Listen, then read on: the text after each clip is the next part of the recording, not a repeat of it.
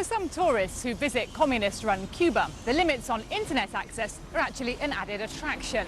They can finally switch off their smartphones and relax for a bit.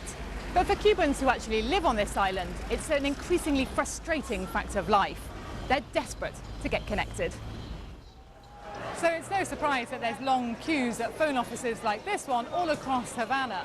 The government has just started permitting people to have email on their mobile phones, and as you can see, the demand here is pretty big. But it's just email for the moment. There's still no access to the internet on phones here. So why do you want email on your phone? Mail is cheaper than phone calls, but it's also because we want to progress a bit more and to have the same as the rest of the world. Well, just next to the queue at the phone office here is one of Cuba's new public internet access centres. This is where people here in Cuba can now actually get online. It's a new service. There's around 300 of these places that have opened across the country in the past year, but it's expensive. It's $4.50 for 1 hour, and if you're a state worker here in Cuba, that's 1 week's salary. One thing you notice here in Havana is the growing number of people who have smartphones. They're pretty expensive, so in a lot of cases they've been brought in by friends and family who live abroad. And of course, normally you'd need to be hooked up to the internet to use one of these. But here in Cuba, people are pretty ingenious. And if you look at the average smartphone, you'll find it's packed full of offline applications.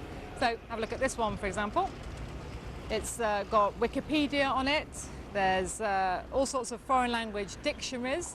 It has GPS, so you can use maps on here, and this one is full of games. Of course, usually you'd need to get online to update your applications, but here in Cuba they've got that covered too. If you know the man to go to, they'll transfer everything you want straight to your phone.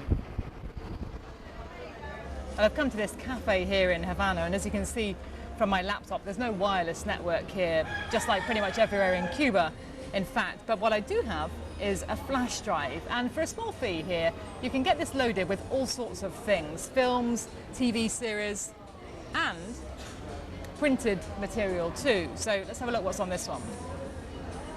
And it's full of magazines and books. There's El Economista, the Spanish Economist, and on a rather different note, look at this, here we've got last month's edition of Cosmopolitan in Spanish. It's almost like being in an internet cafe, but all the information I'm getting is coming off this flash drive and not off the web.